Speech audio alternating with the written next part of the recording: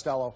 An Iraqi family fled Baghdad under threat of being murdered for working with Americans. And now here they are in America. They find themselves threatened again.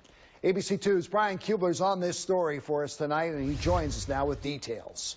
Jamie, the threat comes in letter form, left on the doorstep of this Iraqi refugee family, now living in Dundalk, a family being targeted with the very same hate they were fleeing. No, I'm not sleeping. Rad al-Karaguli fled from Iraq 10 months ago. He was working as an engineer with Americans in Baghdad, and he says the militia targeted his family for it. 3 of his brothers were killed. He was next. Fortunately, under special visas given to Iraqis who are working with the U.S. government, he was able to flee, relocating his family here to the Baltimore area. When I come here, I hope to take save my family. But I surprised when the Nero put this in the front door when I leave.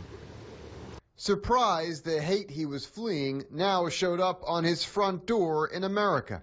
This note, handwritten, saying in part, "Terrorist, leave. No one wants you here. Your kind is a disgrace."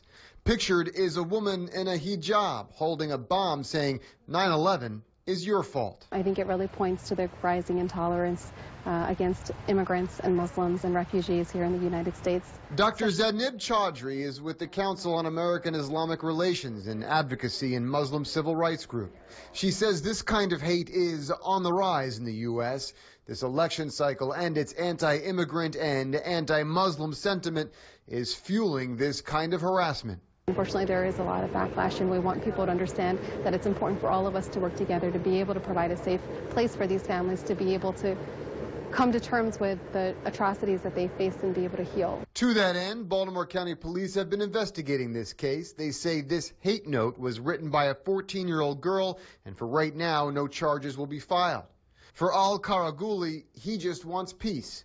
Peace from the prosecution he fled, and peace from the hate that found him here in Dundalk. And this country is my dream because I want to find freedom.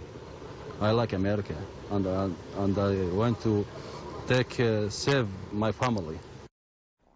Now, Baltimore County Police say they have talked to both families in this case and believe this was a fight between children. They say their investigation found that while this note was offensive, no crime had been committed. All right, Brian Kubler on that story.